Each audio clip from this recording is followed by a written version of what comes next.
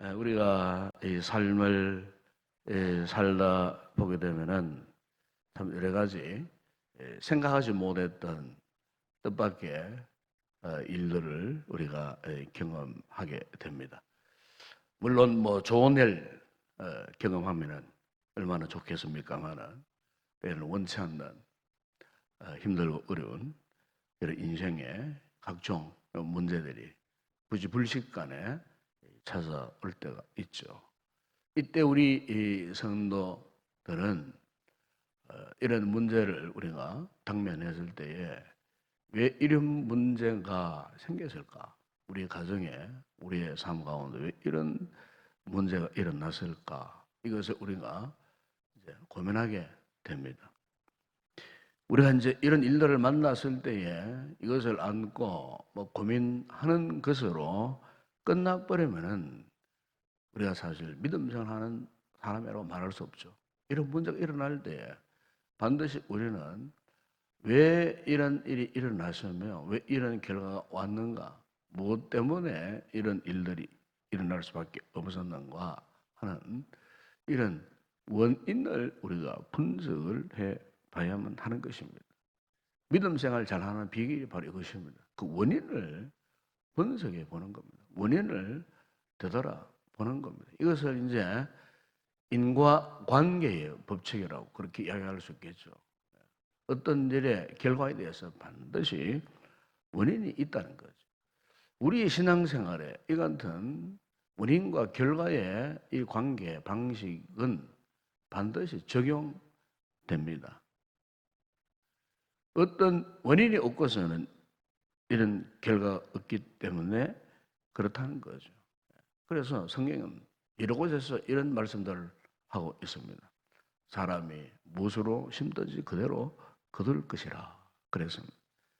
육체를 위하여 심으면은 육체로부터 썩을 것을 거둘 수밖에 없고, 성령을 위하여 심으면은 성령으로부터 영생을 거둔다. 이건 역시도 원인과 결과에 대해서 하는 말씀이 아니겠습니까? 오늘 우리의 믿음 생활에 아무리 힘들고 어렵더라도 그 문제를 해결해 주시리라고 하는 이 믿음을 갖고 하나님을 찾으면요, 반드시 또 거기에 대한 결과가 온다는 거죠. 우리 영적 삶에 있어서 모든 이 같은 원인과 결과에 따라서 우리의 삶이 이렇게 이끌어져 간다는 사실을 우리가 알 수가 있어요. 오늘 본문에도 보게 되면은 지금 이스라엘 백성들, 하나님께서 이스라엘 백성들을 가나안 땅으로 보내셨어요. 하나님께서 왜 이스라엘 백성들을 이 광야 40년의 그 훈련을 통하여서 드디어 이 가나안 땅에 보내셨는가? 이 가나안 땅을 정복하고 그 가나안 땅을 하나님의 나라, 하나님의 왕국으로 세워서 그 가나안 땅에서 오직 하나님만을 잘 섬기는 하나님의 이 거룩한 백성으로 살라 하시는 이 하나님의 이 비전을 따라서 이스라엘 백성들을 그 약속의 땅, 젖과 꿀이 흐르는 그 가나안 땅에 그들을 들여 보내신 거예요. 그럼 그 결과는 어땠느냐? 이들이 그 땅에 들어가서 이 가나안 땅을 정복하고 정말 하나님의 나라를 세우고 하나님의 도성을 세우고 하나님을 영화롭게 하고 그곳에서 하나님을 예배하는 이와 같은 삶을 산 것이 아니고, 오늘 본문에도 보게 되면은 이 민족 저 민족 그 이방의 그 미디안 동방의 여러 민족들 뭐 이런 잡다한 하나님과 상관없는 우상을 숭배하는 저 이방인들에게 오히려 쫓겨났어요. 이리 쫓기고 저리 쫓기고. 그래서 오히려 그들에게 지배를 당하고 그들에게 핍박을 받아 그야말로 궁지에 몰려있는 이 같은 상태. 왜 이들이 이런 상태가 될 수밖에 없었는가? 이 사사기 전체에서 그 원인에 대해서 이렇게 말씀을 합니다. 사사기 11장 6절에 보면은 그때 이스라엘에 왕이 없으므로 사람마다 자기 소견대로 옳은 대로 행하였더라. 사사기 마지막 21장에 오게 되면은 똑같은 말씀합니다. 왕이 없으므로 사람이 각기 자기의 소견에 옳은 대로 행하였다. 여러분, 여기에 왕이라고 하는 것은, 이스라엘 백성들에 있어서 왕이라고 하는 것은 어떤 무력을 가진, 힘을 가진 이런 통치자, 다스리는 자를 말하는 것이 아닙니다. 이스라엘의 진정한 왕이 누구겠어요? 이스라엘을 진정으로 다스리고 통치하시는 왕이 있다면 누구겠습니까? 그것은 바로 하나님, 여호와 하나님 아니겠어요? 여호와 하나님께서 그들의 그 왕이 되어주시고, 즉 그들의 삶을 통치하시고 이 다스려 가도록 그렇게 영적 삶을 살아가야 됨에도 불구하고 오히려 그들은요, 그 왕과는 상관없이 자기의 생각대로, 자기 뜻대로 살았다 그 말이에요. 그들의 진정한 왕이신 하나님과는 상관없이 자기 마음대로 살았어요. 여러분, 오늘 우리가 신앙생활에서 또 우리의 삶 가운데서 우리 성도들이 왜 실패하는가? 왜 절망하는가? 실패하고 절망하는 이유가 딱 하나입니다. 하나님을 왕으로 삼지 않는 거예요. 즉 하나님의, 주님의 다스림을 받지 않는 거예요. 내 인생의 주인이 하나님이심을 믿고 그분이 나의 모든 일거수일투족 하다못해 나의 호흡하는 것까지도 그분의 다스림을 받아야 되는데요. 우리는 그렇지 못할 때가 많아요. 조금 자기 수중에 힘이 있으면 그 힘을 의지할 뿐이지 하나님 의지하지 않아요. 하나님 바라보지도 않아요. 찾지도 않아요. 하나님을 내 인생의 진정한 왕으로 모시고 살아가야 할 우리인데 오히려 우리 삶의 왕이 우리 자신이 될 때가 많아요. 어떤 세상의 물질이 될 때도 많고 세상의 어떤 힘이 나의 어떤 삶을 이끌어가는 것인 양 착각하면서 살아갈 때가 그래서 우리가 실패하는 거예요. 영적인 어두운 세력들이 우리를 무너뜨릴 악의 세력들이 가장 즐거워하는 모습이 이 모습이에요. 우리 성도들이 전능하신 전능자 하나님 주님을 의지하고 살아가야 되는데 그 하나님 찾지도 않고 오늘 이 사람의 하나님께 묻지도 않고 그냥 자기 마음대로 살아가는 거예요. 여러분 우리가 가정생활이나 자녀를 키우는 일이나 여러분 사업을 하는 거나 직장생활을 하는 거나 똑같아요. 왜 실패했는가? 왜 안 되는가? 왜 어려워지는가 점점? 그 원인은 뭘까요? 한마디로 이거예요. 하나님을 찾지 않는 거예요.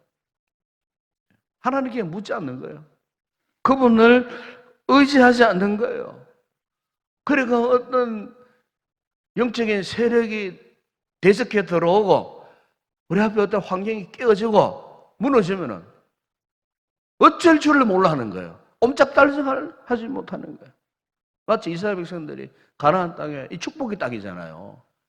그 땅에 들어가서 영적인 참 날개를 확 쫙 펴고 그야말로 하나님 주신 비전을 따라가고 그 땅을 정복하면서 믿음으로 승리하며 살아가야 되는데 오히려 그 땅에서 약탈당하고 박해당하고 쫓겨다니고 전전긍긍하고 그럼에도 불구하고 자기 뜻대로 자기 소견대로만 살아가려고 발버둥을 치지만 그 문제 해결됩니까? 해결이 안 되는 거예요. 그래서 오늘 보면 이 엄청난 이 위대한 세력 앞에 이스라엘 백성들이 그나마 너무 답답하니까 부르짖긴 부르짖었어요. 그런데 하나님께서 이들의 부르짖음을 들으시고 어떤 응답을 하셨냐면요. 선지자를 그들에게 보내주셨다고 그렇게 말씀합니다. 선지자. 그것도 이름 없는 무명의 선지자. 그런데 어떻게 보면은 이스라엘 입장에 있어서는 자기들이 소원하는 그 바람대로의 어떤 응답이 아니에요. 선지자예요. 아마 자신들은 이 미디안 앞에서 이 같은 국난, 영적인 국면을 이겨내기 위해서는 그 옛날 모세와 같은 위대한 선지자 아니면은 여호수아와 같은 위대한 장군 어떤 힘을 가지고 어떤 무력을 갖고 칼을 들고 전장에 전선에 앞장서서 진두지휘하고 그들 앞에 있는 이 미대한 대적들, 온갖 영적인 대적들을 물리치고 앞길을 활짝 열어줄 수 있는 그런 어떤 힘센 장수, 이 힘센 장수를 기대했는데, 근데 하나님께서 그들에게 보내신 것은 한 선지자라고. 여러분, 선지자를 왜 하나님이 보내셨을까요? 그들이 생각하는 전혀 다른 방법으로 하나님 응답하셨는데 왜 하나님이 이 선지자를 보내셨을까요? 그것은 지금 이스라엘 백성들에게 있어서 당면한 최고의 문제는 다른 게 아니에요. 하나님의 말씀을 듣는 거예요. 하나님의 뜻을 깨달아 아는 거예요. 그래서 선지자가 필요했던 거예요.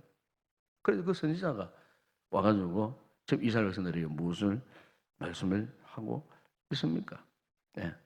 너희가 어떻게 이 가나안 땅에 들어왔는가? 여호와 하나님께서 너희를 애굽에서 인도해서 그 종되었던 집에서 학대받던 그 애굽 땅에서 왜 하나님께서 너희를 이곳으로 인도해 주셨는지 아는가? 하나님의 본래 원하셨던 뜻, 그것을 지금 깨달아 알도록 요청하고 있는 거예요. 하나님께서 왜 너희들을 이 가나안 땅으로 이렇게 인도해 주셨는가? 하나님께 왜 그렇게 하셨는가? 여러분, 오늘 우리가 어떤 문제 앞에 있을 때에 사실 외부로부터 밀려오는 문제는 사실 알고 보면요, 그게 문제가 아니에요. 그 문제가 아니에요. 물론 외부에 밀려오는 어떤 문제를 안에서 우리가 좀 고민을 하죠. 고통도 당할 수가 있죠. 그러나 가장 큰 문제는 외부의 적이 아니에요. 내부의 적이에요. 내부에. 내 속에 있는 적. 이게 정말 문제가 되는 거예요. 환경이 아무리 힘들고 어려워진다고 해서 그것이 문제가 되는 거 아니에요. 중요한 것은 나의 이 내부에 있는 자신. 그래서 우리는 문제가 생기면요, 자기 점검을 할 줄 알아야 됩니다. 자기 점검. 즉, 자기를 돌아보는 이 일을 최고의 우선으로 할 줄 알아야 돼요. 나 자신을 돌아보는 거예요.